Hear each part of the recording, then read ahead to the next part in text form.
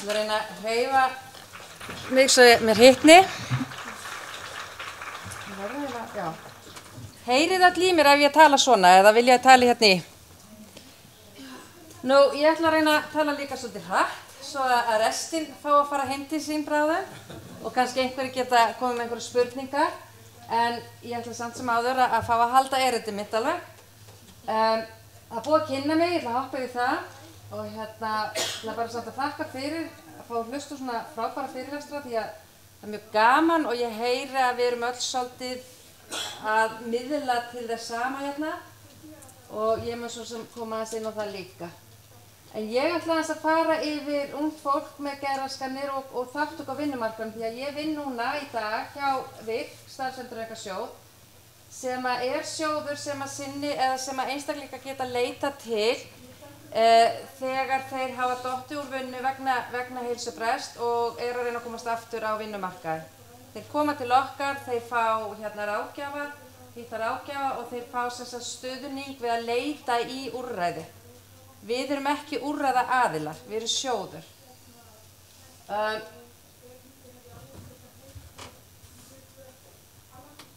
Nú, almennt það bara sýna rannsóknir það að það er meiri ávinningur að því að vinna heldur en áhættan sem getur fylgt því að vinna.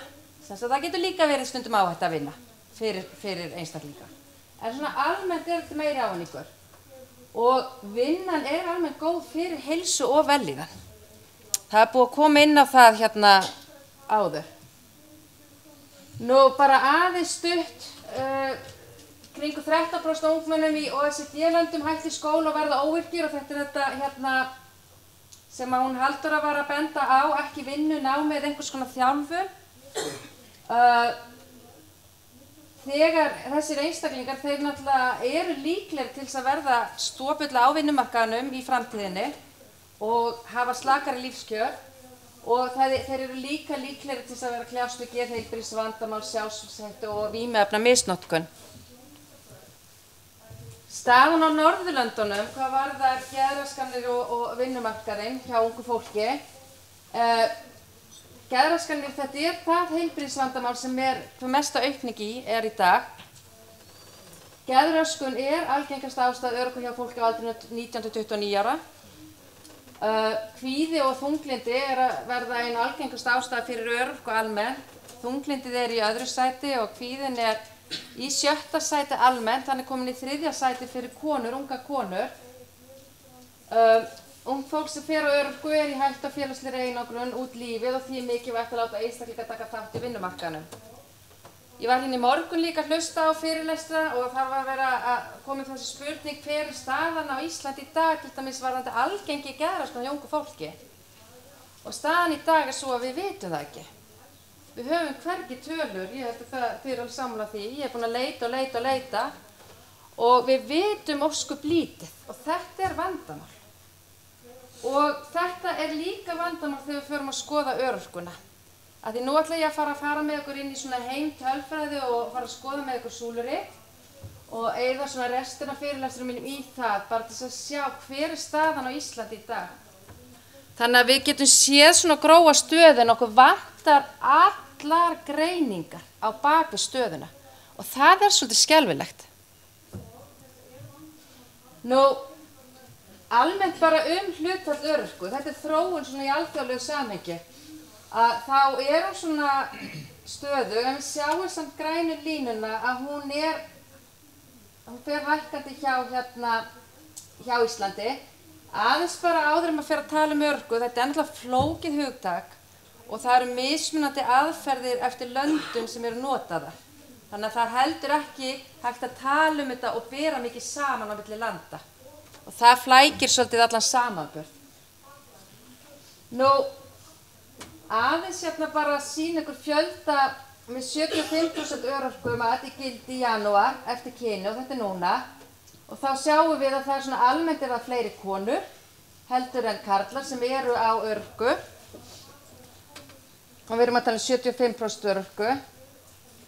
Ef við skoðum eftir kyni þá sjáum við að og skoðum geðraskanir þá sjáum við að það eru svona konur almennt, aðeins hærri. en karlmenn eru þarna ekkert langt á eftir. Nú, ef við skoðum síðan hérna fjölda fór ég þessu? Mér langar að sýna ykkur þessa mynd. Þetta ný mynd sem var gerð fyrir mig núna bara fyrir helgi. Og ég var svolítið svona slegin þegar ég sá hana og við reiknum sem sagt út fjölda örorku miðað við hérna hverja 1000 íbúa í þessum aldursflokk sem við erum að tala um núna. Og þá sjáum við að þetta hérna svona í kringum 0,7% hérna 2016 sem við erum með nýgengi örorku hjá þessum hópi. Og þetta þið sjáu að þetta fer fjölgandi. Ég ekki með ástæðunar á bakvið, bara svo það sé alveg skýrt. En mér langar að sýna ykkur hvað gerðist þegar ég skoðaði frá aldrinum 18 til 19 ára. Þá hækka nýgengi örorku upp í næstu 2%. Og eins og aftur náttúrulega ítaka, ég veit ekki út af hverju það en þetta svolítið mikil hækkun og þetta of mikil hækkun til þess að við förum ekki að skoða hvað í gangi, út af hverju. Hugsanlega eru mjög lógiska skýringar á bakvið þetta, það betri greiningar og fleira. Við vitum að það hafa breyst gríðarlega bara aðgengi að greiningum síðastliðin ár. Og það getur verið að skila sér þarna og það getur verið til góðs. Ég ekki að segja það sé slæmt, en við skuldum unga fólkinu okkar í dag að skoða þetta betur. Og ég vona að flestir séu sammála með það. Nú, ef við skoðum núna, förum að skoða þetta svolítið varðandi hérna geðraskanir og aldur, að þá sjáum við, og þarna líka svolítið áhugavert sem ég langar að tala við ykkur að þetta eru hérna 30 til 49 ára, 50 ára og eldri, en við sjáum hérna yngri en 30 ára með geðraskanir. Og við sjáum að það aukning hjá þessum yngra aldursflokki. Og þegar við skoðum þetta aðeins betur, eftir kyni, að þá sjáum við svolítið merkilegt og það að það virðist vera að það sé aukning hjá karlmennum frekar heldur en konum. Nú,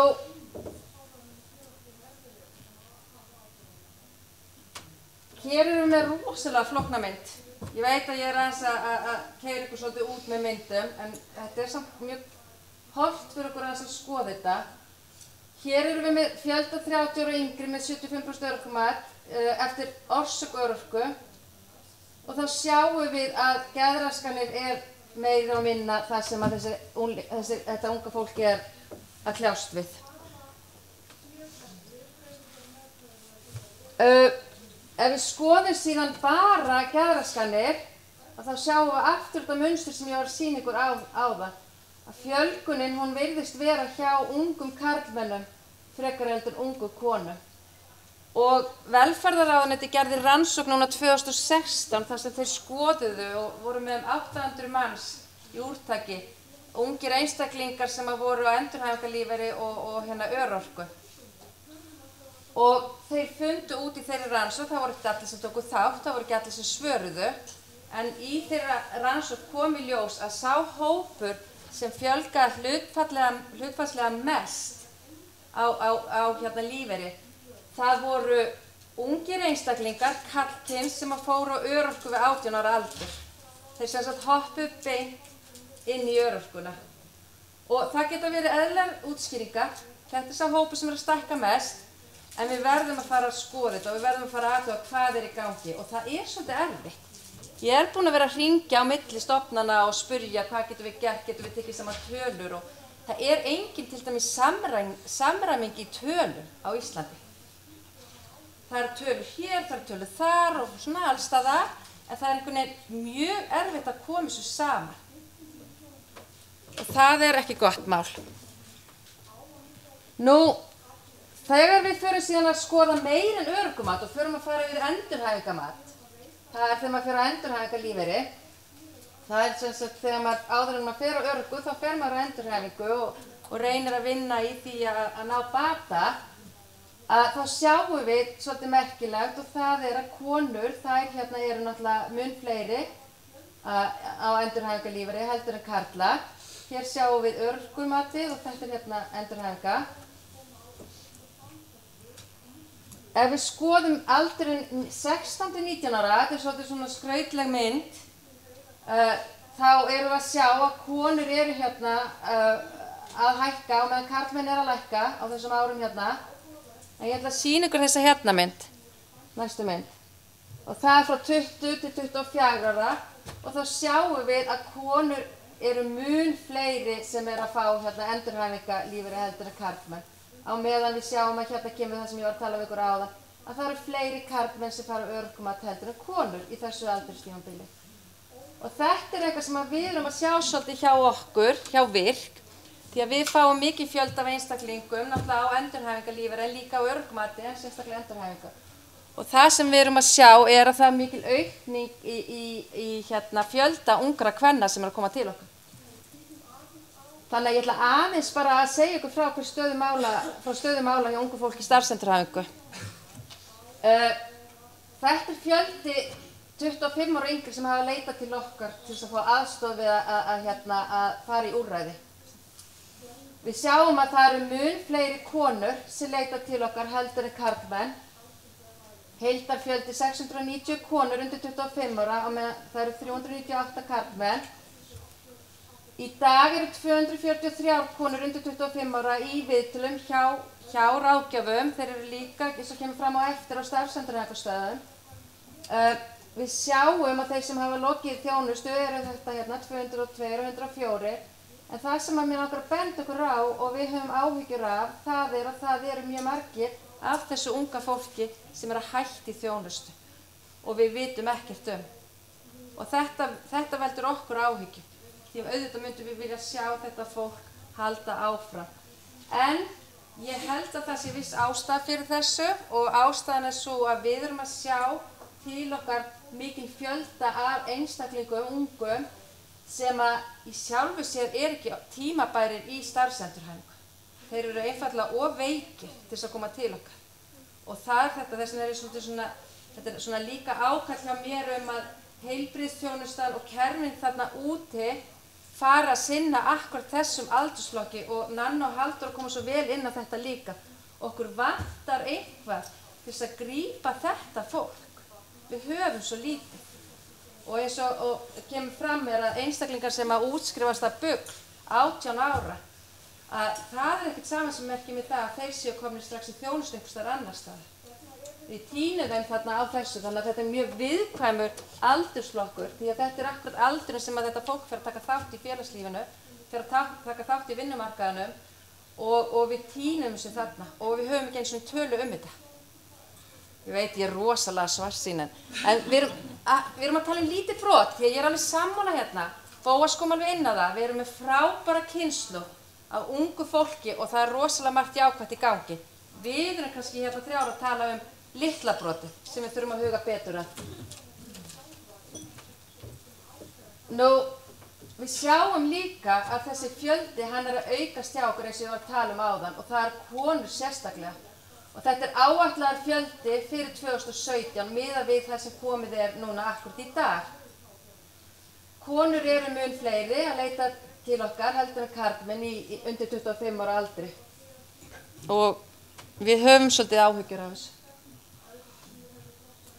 Þegar við skoðum út af hverju þessir einstaklingar ekki að taka þátt á vinnumarkaðum eða skóla, því að það er sama, það skiptir ekki máli hvort að við séum að tala um að stunda vinnu eða vera í skóla, við erum að tala um að vera virkir í samfélaginu, að þá sjáum við að hjá ungu fólki þá er þetta hérna geðræn vandamál sem eru meira og minna að þjaka þetta fólk. Þetta er sem sagt meðaltali bara hjá VIRK almennt.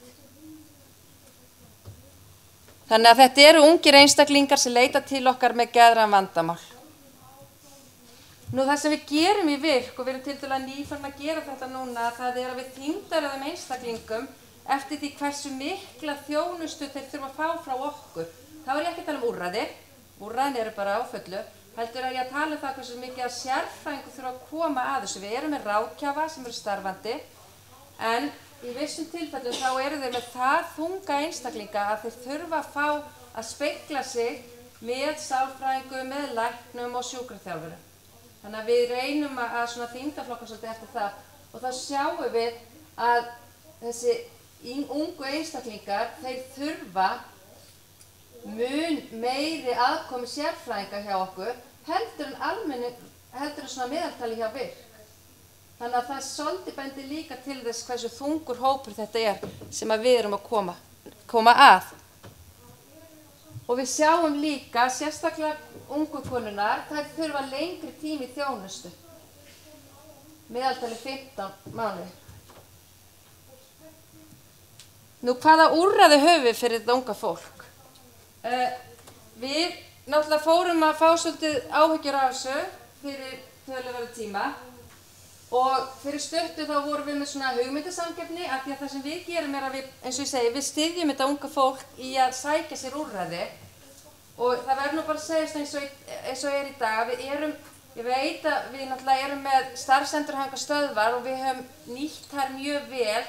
Á starfsendurhæfingarstöðvum rosalega gott utanumhald og það svona þverfagleg þjónusta sem þessir einstaklingar þurfa.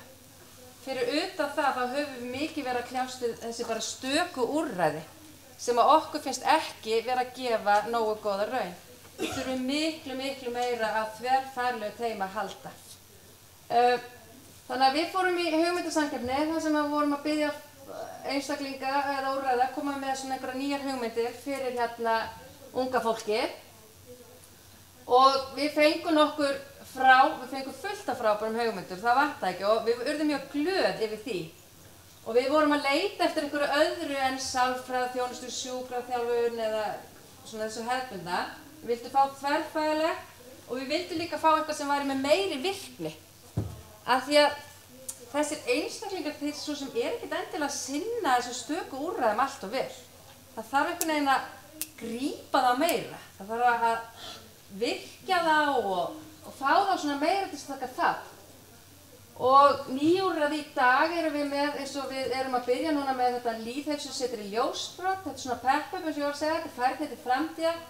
Það eru ýmsir aðilar sem koma að þessu, þetta er svona algjörlega þvert, það er líkamsrækt og það eru leikarar sem koma að þessu og alls konar skemmti. Ég var alveg til í að fara í þetta og ástæðan fyrir því að við tókum þetta var að við erum að vonast til þess að það verði ekki eins mikið brottfall, að við náum að þess að fá fólk og sérstaklega þess að ungu karlmenn til þess að koma út og byrja að vera svolítið virkir aftur. Svo erum við með hitthúsið og það er svona samæla hugmyndafræði þar á bakvið og Fjölsmiðjan sem er búin að vera lengi, það er nýtt úrræði hjá okkur en það er búin að vera lengt til staðar. Eldri úrræði er starfsendurhæfingarstöðvar, við erum með Janus sem hafa verið að taka mikinn fjölda af þessu ungu fólki frá okkur og erum með alveg frábæra þjónustu. Við erum með Hringsjá, svo erum við með þessi stöku úrræði og svo eins og Nanna kom inn á, við erum með Ipsið sem við höfum verið núna í mjög farsælu samstarfi við Laugarás og hefur gefið góða raun og nú erum við svona að byrja á tilraunarsamstarfi við BUGL.